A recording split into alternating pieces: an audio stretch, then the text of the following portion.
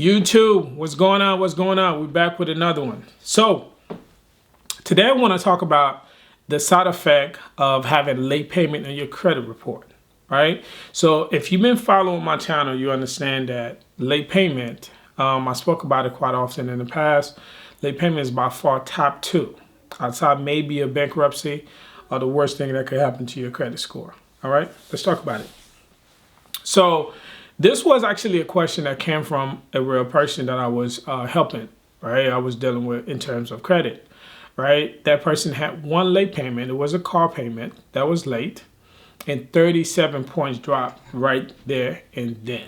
Now, I want you to think about this, right? Just one late payment, 37-point drop, right? So think about where you are right now, where your credit score is currently at. If you were to lose 37 points, where would you be then, right? That's how important this is, right? And for me, based on my experiences, right, this person was actually lucky, right? It was only 37 points because if it was like a revolving debt late payment, it could have hurt two category. It would have hurt two category, and I would have probably seen maybe 50 or 60 point drop, right? So I consider this person lucky, right? So what you have to understand about late payment, not only it impact your score by decreasing it, right?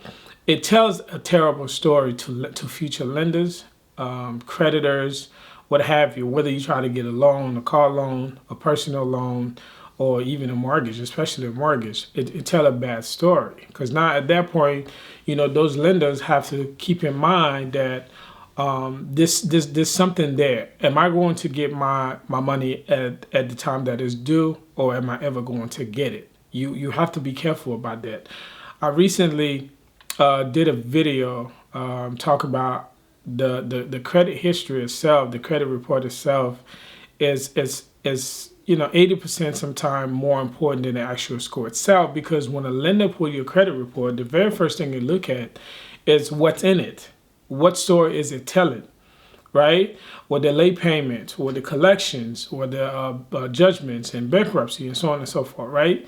That's how they determine. They don't really care if you have $1 billion in the bank. They don't care if you have a $5 million house or so on and so forth. They don't care any about that, right? The first thing they look at is your credit history. What story is it telling, right? Is it telling a good story or is it telling a bad story? And based on that, they decided your interest rate based on your credit score. So it's the credit history they look at first, the credit report they look at first, not the credit score. The credit score is what qualify you in terms of rate, okay? So you have to keep that in mind. You want to stay away from late payment as much as possible, right? Because it will hurt you in ways that any other thing won't, right? So you have to find a way to keep yourself from being late. And one of the things that I usually discuss with people, and that work extremely well, is to really, consolidate your actually due date, right? Because I know, I give you an example for myself.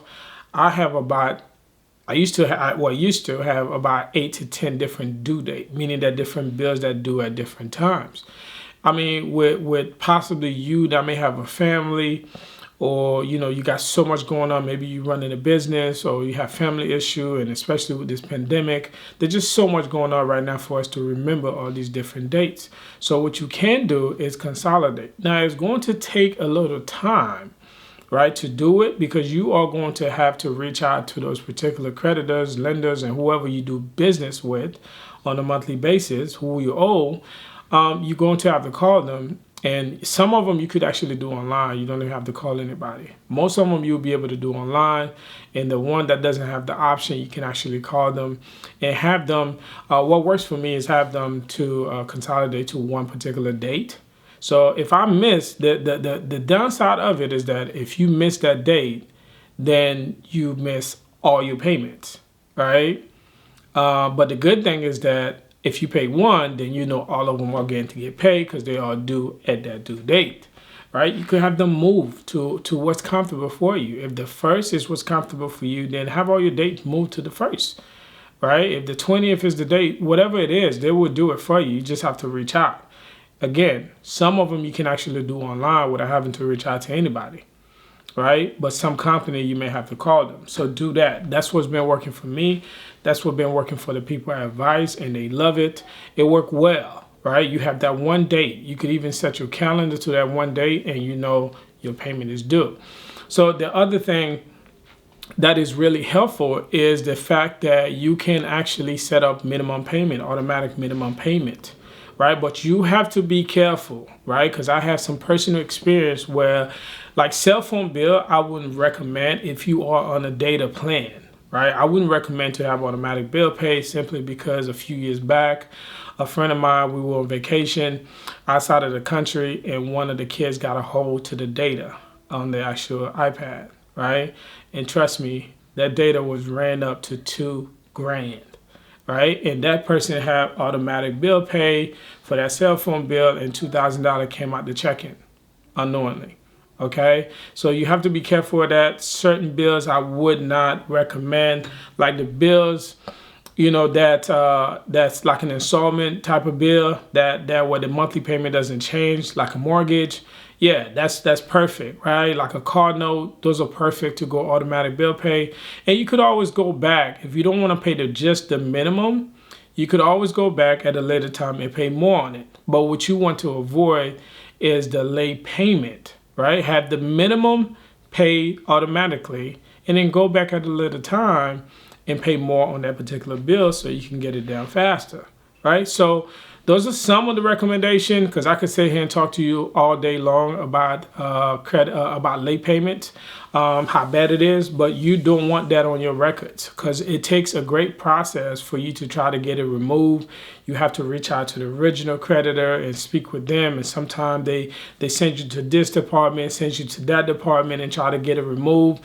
And eventually you're going to have to write a goodwill letter to the executive department of that particular company. Hopefully you have a great story to help you get this the late payment removed.